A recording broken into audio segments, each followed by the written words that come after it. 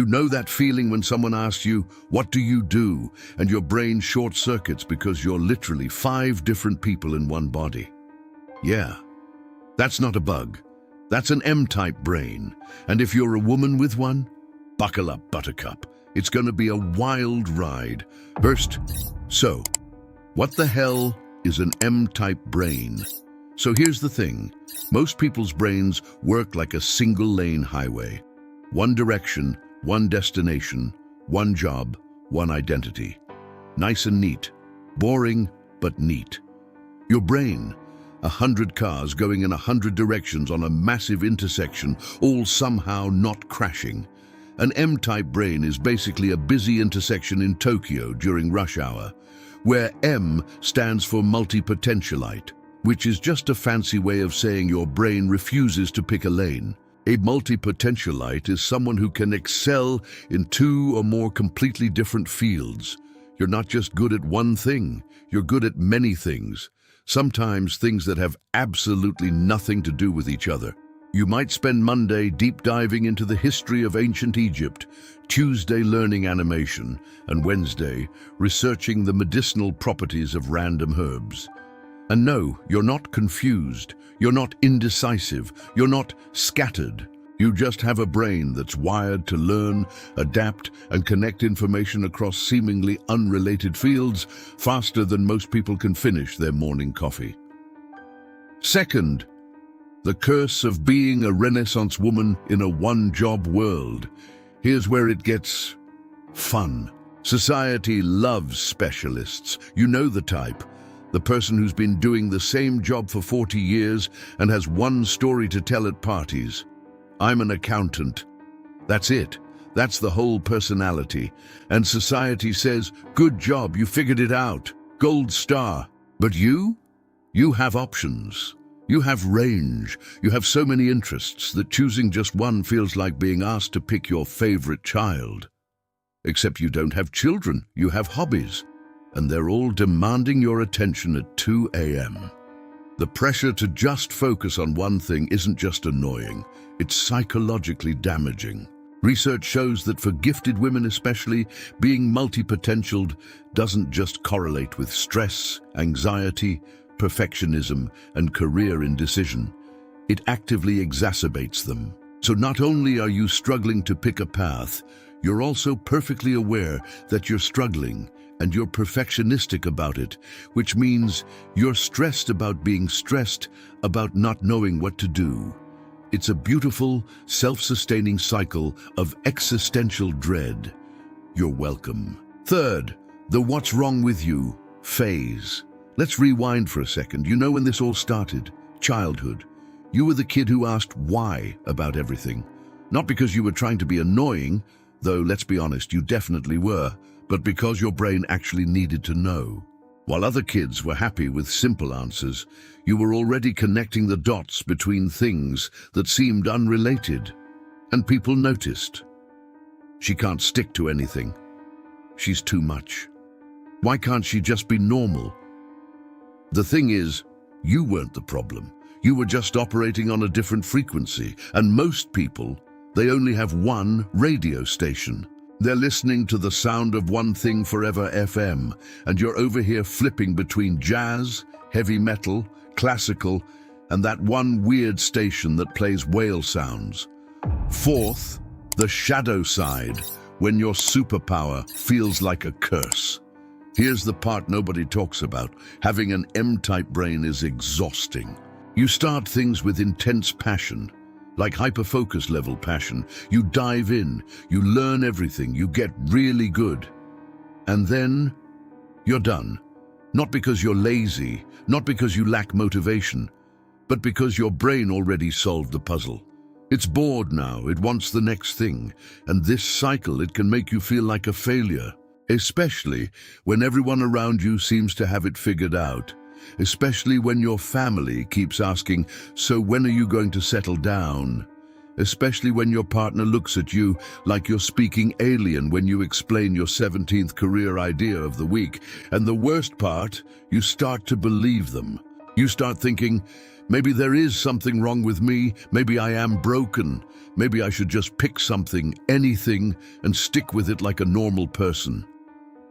Spoiler alert, that doesn't work. Fifth, the perfectionism trap. Let's talk about the elephant in the room. Perfectionism. Studies show that women with higher levels of multipotentiality also tend to have higher levels of socially prescribed perfectionism. Translation: you don't just want to be good at things, you need to be perfect at them, and you need everyone to see that you're perfect at them. Good luck with that. Here's the thing about perfectionism. It's a trap. Because when you have 100 interests, you can't be perfect at all of them. You can barely be adequate at all of them. And your perfectionist brain takes that as proof that you're failing. But here's what your brain conveniently forgets. Perfection is a myth. You weren't designed to be perfect at everything. You were designed to be interested in everything, to connect everything, to see patterns that nobody else sees because nobody else is looking at 10 different fields at once. That's the gift. The perfectionism is just the tax you pay for having it. Sixth, the woman tax, why it's harder for her. And just to make things extra fun, if you're a woman with an M-type brain, you're playing on hard mode, because apparently being a woman who wants to do everything is threatening. Women are already expected to juggle a million things: career, family, relationships, looking good while doing it all, and somehow also being grateful for the opportunity to exhaust yourself. And when you add multipotentiality to that mix, now you're expected to be exceptional at all those things too. The superwoman schema, where women strive to excel across professional, familial, and social roles, is a real psychological construct. And it leads to chronic stress, anxiety, depression, and burnout. So basically, society said, hey, you know what would be fun? If women tried to be perfect at everything, all at once, forever. And then we'll judge them when they inevitably collapse from exhaustion. Fun, right? Seventh, the isolation. When you're the only one who thinks this way, one of the hardest parts of having an M-type brain, feeling alone. You look around and everyone seems to have found their thing, their path, their purpose, and you're over here with 17 different things, 12 different paths, and a purpose that changes with the weather. And you start to wonder, am I the only one who's like this? You're not. There are so many of us. We just don't talk about it because we're too busy pretending to have it together, too busy apologizing for our curiosity, too busy trying to fit into boxes that were never designed for us. It's like a secret club. But instead of a secret handshake, we have secret existential crises at 3 a.m. Welcome to the club. The snacks are imaginary, and the membership fee is your sanity. Eighth, the breakthrough. It's not a bug, it's a feature. So here's the thing I want you to hear. Your varied interests are not a symptom of confusion. They are the colors of a soul that refuse to live in a monochrome world. You are not lost. You are not broken. You are not too much. You are multidimensional. In a world that wants everyone to be one-dimensional, and that's not a weakness. That is an extraordinary quality. It allows you to see the world with a depth and wisdom that narrow specialists literally cannot access. Research from the University of Wisconsin found that people with diverse interests show higher levels of creativity and problem-solving abilities.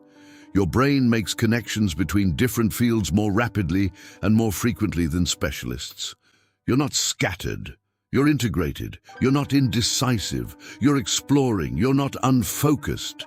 You're multi-focused, which, let's be honest, is a terrible superpower to have in a world that wants you to pick one thing and shut up about it. But it's still a superpower. Ninth, the art of not choosing and why that's okay. Here's the big secret that nobody tells you. You don't actually have to choose. You don't have to pick one thing. You don't have to be one person. You don't have to fit into one box. You can be many things, at different times, in different ways. The key isn't choosing one thing. The key is finding the thread that ties your interests together, the common theme, the underlying pattern, because once you find that thread, everything else falls into place. Or it doesn't. And that's also fine, because life is long and you have so many things to be bad at before you find the ones you're good at. Finally, to the woman with the M-type brain. So here's what I want you to remember. To the woman who's been told she's too much, you're not too much. You're enough. And you're more. And the people who can't handle that? That's a them problem, not a you problem. To the woman who can't just pick one thing, you don't have to. You were never meant to. Your brain was designed for multiple things. That's the whole point. To the woman who feels like she's failing because she's not settled. Settled is overrated. Settled is for people who gave up. You're still curious. You're still exploring. You're still alive. And to the woman who's been apologizing for her curiosity, stop apologizing. Your curiosity is not a flaw. It's your greatest strength. It's the thing that makes you you. So go ahead. Learn that random thing. Start that random project. Follow that random interest. Your M-type brain isn't broken. It's brilliant. Now, if you'll excuse me, I have 17 tabs open and a sudden urge to learn pottery. Your varied interests are not a symptom of confusion. They are the colors of a soul that refuse to live in a monochrome world. Michelle Thompson.